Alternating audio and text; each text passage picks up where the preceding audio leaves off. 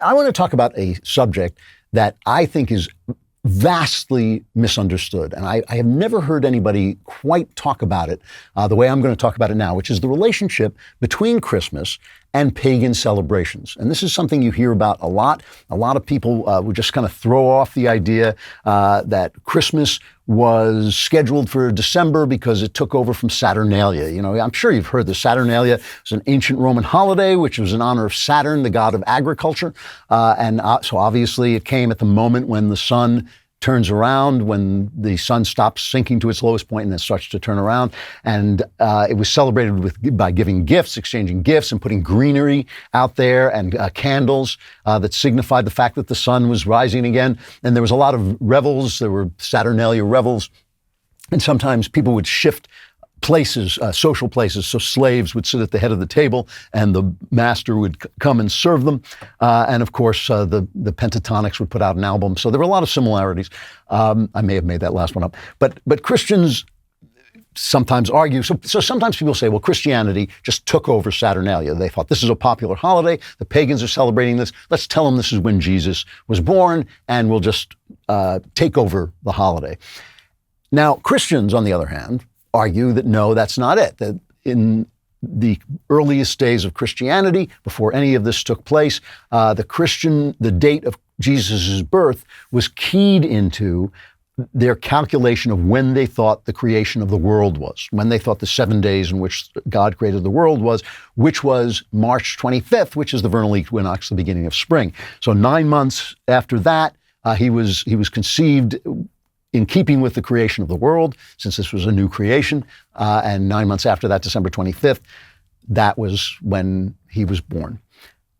Now, to me, it's very clear that it doesn't really matter whether Christmas was based on Saturnalia or not, by identifying the creation of the world with the vernal equinox, the beginning of spring, of rebirth, and by identifying Jesus' birth as coming 9 months after that. The early Christians were thinking in the same way that the pagans were. They were linking God to the seasons of the earth and to the cycles of the earth, which is fine.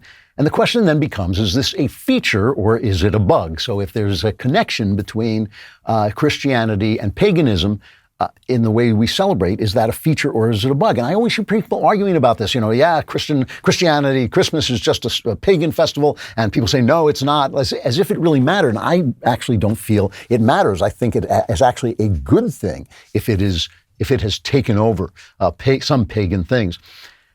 You know, you sometimes hear this on Twitter. Alan Dershowitz said it on the show that we can't believe in God because there are too many different gods. It just doesn't seem like a very good argument to me. There are lots of wrong answers to a lot of questions, but there's only one right answer. And just because, you know, there's a Tony Fauci doesn't mean there's no science. I mean, Tony Fauci may be make-believe science, but there still is science, and other gods may not be God, but they're still a god. But this kind of thinking where you were exposing Christianity by showing its similarity to other religions was very popular during the 19th century and the early 20th century, which was really the height of scientism, this kind of growing idea that science was the new form of knowledge that was replacing every other kind of knowledge. I mean, science is the way we learn about matter through experimentation, which is wonderful, obviously. But doesn't replace every other form of knowledge. It can't tell me when I'm in love. It can't tell me what's right or wrong. It can't tell me a lot of things, but it can tell me great things. But this idea was now that scientism was going to run everything. And so one of the things you did was you analyzed everything: human actions, human behavior, human will, human free choice, all of that. You analyzed all of it scientifically, right? So you had books like The Golden Bough, which is a fascinating book by Sir James George Fraser. It's an encyclopedia. It's 12 volumes. I read a 1-volume condensation of it, an abridgment of it. But it's basically a list of religious practices from around the world that kind of remind you of Christianity: a God being killed, being sacrificed, then being resurrected, and often his resurrection is connected to the coming of spring. Fraser avoided controversy by making the obvious comparison with Christianity, but it was clear that what he was saying is Christianity is just another one of these pagan seasonal cults and doesn't have to be taken seriously. It was called syncretism. I think it's part of the movement of syncretism, which was the linking of all mythologies. If you've ever read the novel, great novel, Middlemarch by George Eliot, Marianne Evans, her pseudonym was George Eliot. It's a wonderful, wonderful novel. Kind of, they call it Dickens for grown-ups. In a lot of ways, that's what it is. She has a wonderful character named Klavan. I think that's how you pronounce it. Who's an old man, a kind of old, withered man who marries a younger woman who's fooled into admiring his genius because he's writing the key to all mythologies. He's going to unlock the key to all mythologies. And later you got this from Joseph Campbell, the hero with 1,000 faces. He's going to bring them all together. And the Kazaban became a phrase for a kind of pompous, useless, pseudo-intellectual. And the part of the story is her slowly finding out what he is after admiring him so much. Now, many of you know my title of Lord of the Multiverse, and I couldn't get a nice plaque that showed that I actually own a piece of the multiverse, which of course I do, but I could get a plaque that shows that I own a little piece of Scotland and I am Lord Andrew Klavan. And this is legit. This is legit. Established titles. This comes from Established Titles. It's your opportunity to earn the title of Lord or Lady and gain the respect you deserve. Now, that part hasn't worked for me, but it might work for you. All you need is 1 square foot plot of land in Scotland. Established Titles is a project based on a historic Scottish custom where landowners are referred to as lairds or lords and ladies in English. In your title pack, you'll receive at least 1 square foot of dedicated land on a private estate and an official certificate with a crest. Your certificate, here it is, will include a unique plot number with which you can see the exact location of your land. With this certificate, you could officially change your name to Lord and Lady and get it on your credit card or plane tickets or anything else like that. Established Titles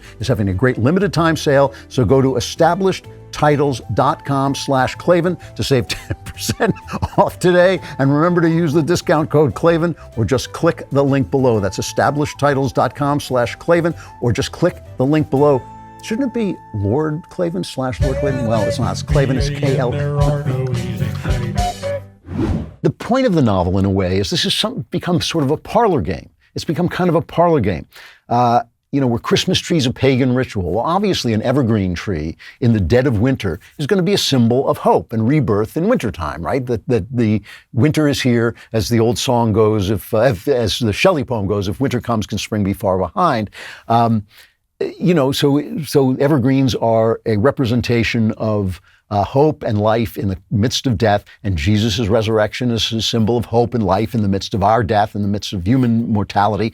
And so any December holiday and any holiday rejoicing at the end of the fall of the sun and the rising of the sun is going to have greenery in it, and that's just something human beings do. It's going to be something that a metaphor that works at all time. I remember reading once about Santa Claus. Santa Claus was based on St. Nicholas, but he also morphed through the years. In Britain, they had Father Christmas, who was not based on Santa Claus. He was an adult figure, brought jollity, merriment to Christmas, but as Santa Claus moved into Britain, they kind of united those two figures. And then there was a children's book in which Santa's sleigh was pulled by a reindeer. And then, of course, the famous poem, The Night Before Christmas by Clement Moore. There were 8 reindeers, right? So that now this has developed, this myth, and Coca-Cola made Santa Claus look a lot cleaner and redder than he used to be. He used to be a little bit more natural and down to earth.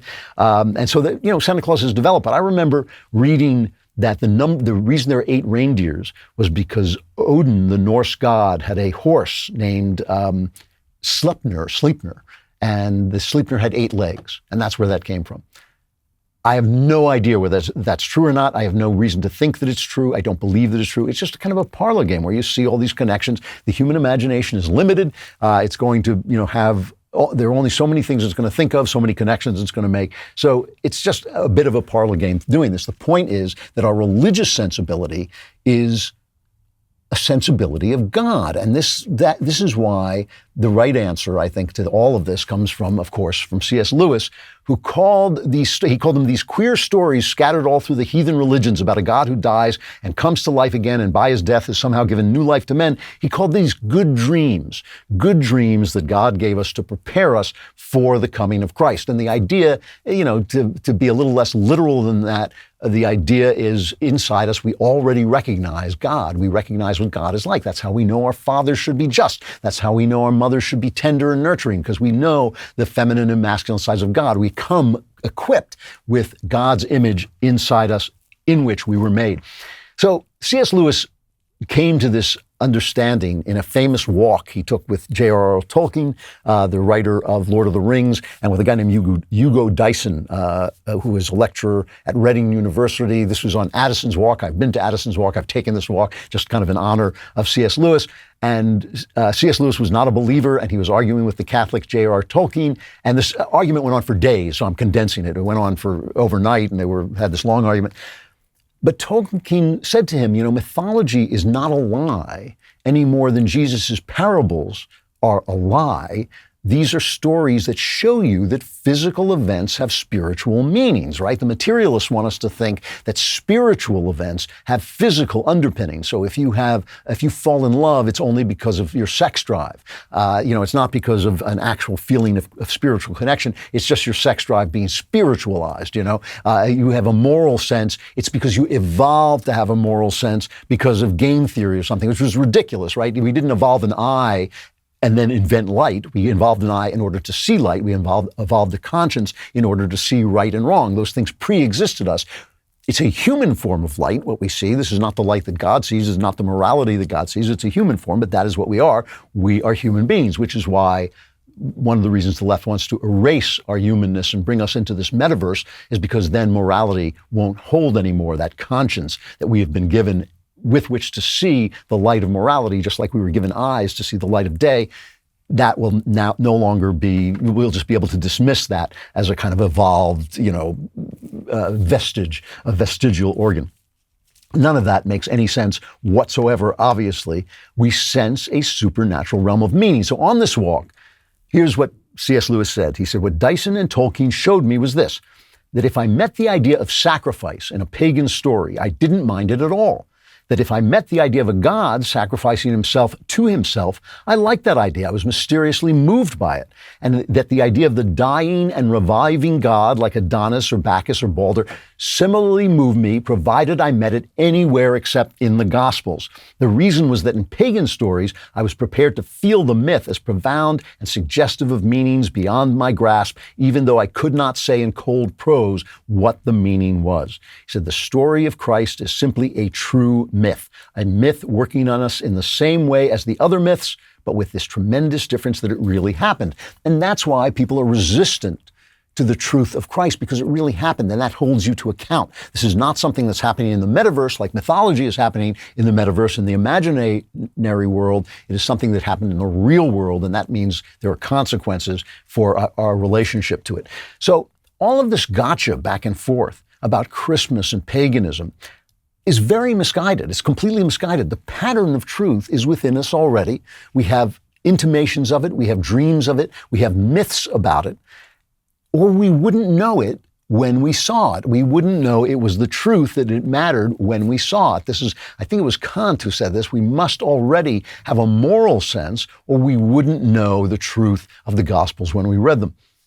This syncretism, as they call it, between myths, supports Christianity, and the fact that Christianity transforms paganism into itself is a feature, not a bug. A lot of critics are always complaining about Christianity, saying that it didn't ban slavery, that Paul said, slaves, obey your earthly masters with respect and fear and with sincerity of heart, just as you would obey Christ. Obey them not only to win their favor when their eye is on you, but like slaves of Christ, doing the will of God from your heart. So in other words, play out your social role. Now, this slavery was not chattel slavery like in the South. This was a social relationship that people had. It was like you were taken care of by this family and you took care of the family in return. It was slavery. You weren't being paid, but it still was a different kind of slavery. It was a social thing. And so the Gospels and the epistles don't tell you to rebel against the slavery. They tell you to live into your role as a Christian through your slavery. But then they say something else. They say, masters, treat your slaves in the same way. Do not threaten them, since you know that he who is both their master and yours is in heaven, and there is no favoritism with him. Now that transforms slavery ultimately out of existence. We didn't just get rid of slavery because suddenly the goodness came down. It was that idea working on us over time that transforms it. Christianity is not a revolutionary religion. It is a slow-moving train to Godhead. That is what it is. It has changed us over time. And so it changes that Jesus doesn't say, don't stone that woman because stoning a woman is wrong. What he says is, let he who's without sin throw the first stone, making it impossible. This is what Christianity does. It transforms everything it touches into itself when you do it right. So if it has transformed Saturnalia into Christmas, if it has transformed the German Christmas tree from a pagan symbol into a Christian symbol, that's a good thing. Even if it has transformed Odin's horse into 8 tiny reindeer, if those 8 tiny reindeer are somehow representative of the Christian love that Santa Claus represents, those are all good things. Those are positive things. That Christmas transformed pagan ceremonies about the sun into Christian ceremonies about the sun is what we want to happen. It's what we want to happen to ourselves as well. We don't want to get rid of our sex drive. We don't want to get rid of our physical being. We don't want to get rid of suffering. We don't want to not feel pain. We don't want to live in the metaverse. We want to live in this verse, except we want to live in the metaverse of God's imagination, which is the real world. So stop worrying about it. Stop listening to people argue about it. Decorate your tree and have yourself a merry little Christmas. All right, if you like the content here, you want to subscribe and give us a like. And if you just want to wallow in Klavan-y goodness, go to Apple Podcasts and also subscribe to The Andrew Klavan Show.